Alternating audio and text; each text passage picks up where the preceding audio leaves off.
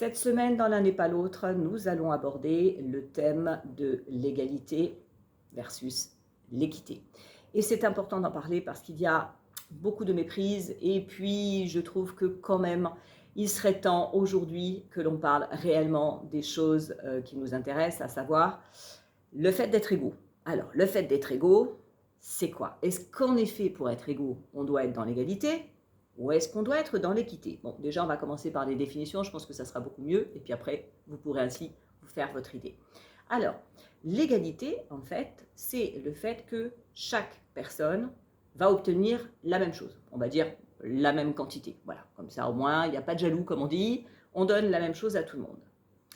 Mais le problème, c'est que le résultat risque d'être quand même très différent. Alors que l'équité, on ne va pas forcément donner la même chose à tout le monde, mais au final, tout le monde aura le même résultat. Vous voyez la nuance? Elle est quand même très intéressante. Il y a un petit panneau qui circule sur Facebook, sur les réseaux sociaux, que j'aime beaucoup. On voit 3 enfants en train de vouloir regarder un match, je crois, derrière une palissade. Forcément, la palissade est un peu grande et ils ne peuvent pas. Et vous avez 2 images. Vous avez une image qui montre l'égalité, et donc chaque enfant, sachant qu'il y en a un petit, un moyen et un grand, hein, chaque enfant a le même cube, de la même taille. Vous voyez un petit peu où on va en venir. Hein. Donc chaque enfant a son cube, de la même taille, grimpe dessus. Le problème, c'est que qu'est-ce qui se passe? Le petit, la balustrade est là, le moyen, bon, c'est un peu, hein, c'est mieux, mais et le grand, lui, il y voit. Mais nous sommes dans l'égalité. On a donné la même chose aux 3 enfants.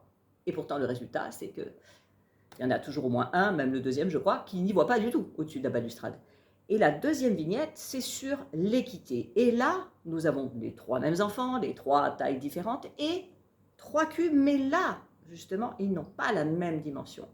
Le petit enfant, celui qui est le plus petit, il a un cube beaucoup plus grand que le moyen, et puis bien sûr que le grand. Et l'enfant le plus grand, il a le plus petit des cubes. Et à votre avis, qu'est-ce qui se passe au final? Les 3 enfants voient par-dessus la palissade. Voilà, donc avec des cubes de différentes tailles, nous arrivons à la fin, à une égalité. Du coup, les 3 enfants arrivent à voir au-dessus de la palissade.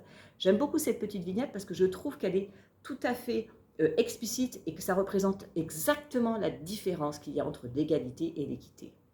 Donc quand on veut obtenir l'égalité, très souvent, en fait, il faut passer par une équité.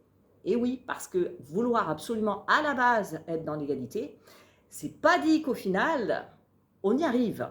Vous voyez un petit peu? Donc, j'espère que cette petite vidéo qui m'a été inspirée par une conversation que j'ai eue avec une amie, avec Marianne, à qui je fais coucou, j'espère qu'elle vous aidera à faire la différence et surtout vous comprendrez mieux pourquoi très souvent dans des débats ou dans des conversations où on parle d'égalité, ça arrive très très souvent, eh bien on ne se comprend pas, on se dispute, et puis très souvent en fait on veut dire la même chose, mais pas avec le même vocabulaire et en tous les cas la même notion de départ. Même si à l'arrivée, tout le monde voudrait bien sûr l'égalité. Donc j'espère que ça vous aura intéressé, et faites-moi vos petits retours comme d'habitude. Pour prendre rendez-vous, vous avez le lien dans le descriptif, hein, c'est sur Calendly, et puis je vous dis à très vite dans un nouveau sujet, dans l'un n'est pas l'autre. Bonne journée, au revoir.